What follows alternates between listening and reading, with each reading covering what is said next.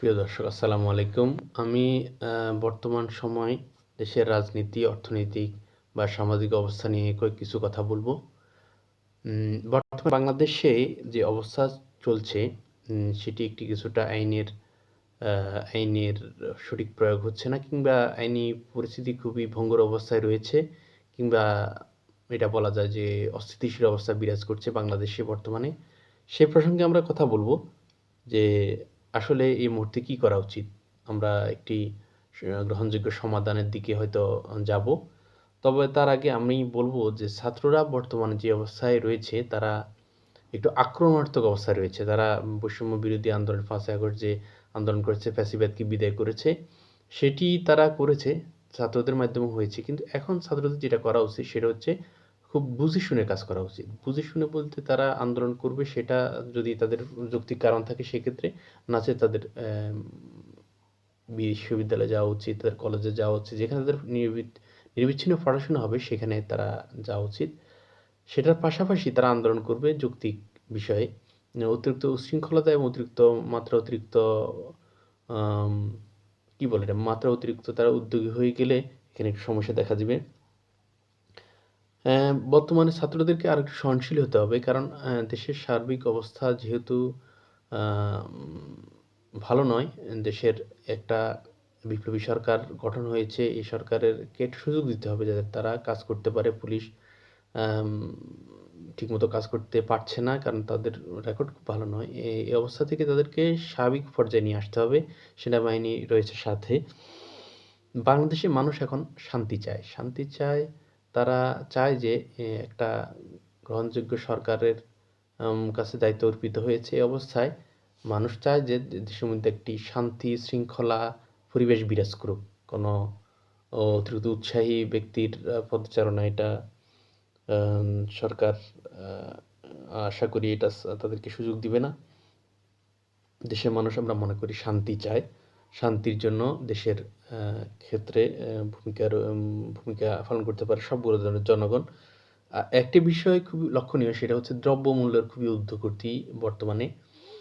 এই দ্রব্যমূল্যের ঊর্ধ্বগতির কারণে সাধারণ মানুষ যারা খেটে খাওয়া মানুষ তারা ঠিকমতো খাওয়া-দাওয়া করতে পারছে না, তারা কিনতে পারছে না যেভাবে আ প ভোগ্য পণ্যের দাম বেশি। তো তাদেরকে আ সুযোগ দেওয়া উচিত। তাদেরকে যেভাবে তারা কিনতে পারে সেজন্য ইতিমধ্যে অনেকে ব্যবস্থা নিয়েছে। বিভিন্ন এলাকায় আ সহনীয় মাত্রায় দাম রেখে শাকসবজি বিক্রি হচ্ছে বা অন্যান্য জিনিসও বিক্রি হচ্ছে। সেক্ষেত্রে তারা এই সুযোগ সুবিধা পেতে পারে। আবার আমরা দেখি যে বিভিন্ন প্রতিষ্ঠান অল্প পরিমাণ গরু গোস্ত বা মাছের বিক্রয়ের মাধ্যমে সাধারণ মানুষকে সুযোগ দিচ্ছে। এক্ষেত্রেও আমরা মনে করি যে দ্রব্যমূল্যর কমাতে বা মানুষের সহযোগিতার মাধ্যমে সাধারণ মানুষের কাছে পণ্য হাতে আসছে। তবে এক্ষেত্রে সরকারের আরেকটু ভূমিকা রাখা উচিত। আইনশৃঙ্খলা পরিবেশ বর্তমানে খুবই খারাপ। এটা হচ্ছে আইনশৃঙ্খলা পরিবেশ খুব ভালো নয়। ইসকনের যে অবস্থা, ইসকন একটি হিন্দুত্ববাদী সংগঠন। আ ইসকন উগ্র হিন্দুত্ববাদী সংগঠন। ইসকনের কাজ হচ্ছে ধর্মভিত্তিক রাষ্ট্র প্রতিষ্ঠা করা, যেটা বাংলাদেশে কখনো সম্ভব নয়। কারণ বাংলাদেশে বেশিরভাগ মানুষ মুসলমান।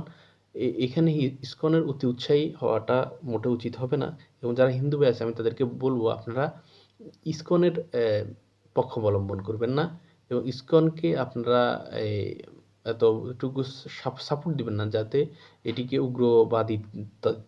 উগ্রবাদিতার দিকে নিয়ে যায়। এক্ষেত্রে আমি মনে করি সাধারণ মানুষের সমর্থন আদায় করা উচিত এবং জনমত গঠন করা উচিত। বিভিন্ন পত্র-পত্রিকা, নিউজ, অনলাইন এগুলা দিয়ে মানুষের উম যা জনমত গঠন করা উচিত। কারণ ইসকনের বিষয়ে একটু মানুষকে সচেতন করা উচিত। আওয়ামী লীগ ফ্যাসিবাদী শক্তি আওয়ামী লীগ পরাজিত বরণ করেছে। তারা মনে করে যে তারা আবার কিভাবে আসবে? তারা ইসকনের মাধ্যমে আসবে।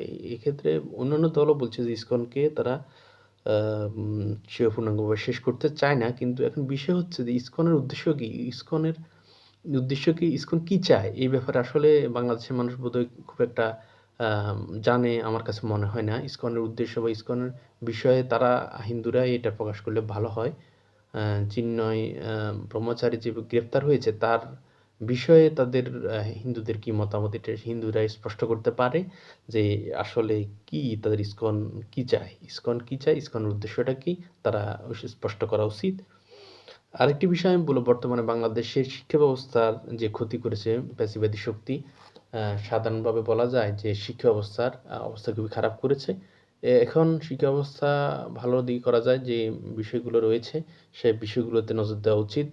উচ্চ শিক্ষার ক্ষেত্রে এবং মাধ্যমিক শিক্ষার ক্ষেত্রেও যে বিষয়গুলো সরকার প্রবর্তন করেছে, ফ্যাসিবাদী সরকার সেগুলোকে বিলোপ সাধন করে কিভাবে দেশের অগ্রগতি উন্নতির দিকে শিক্ষা ব্যবস্থার সাথে সংশ্লিষ্ট যোগসূত্র স্থাপন করে কিভাবে উন্নতির দিকে নিয়ে যায় সেদিকে আমার মনে হয় শিক্ষা ব্যবস্থার দিকে উপদেষ্টাদের নজর দেওয়া উচিত, বর্তমান সরকারকে নজর দেওয়া উচিত।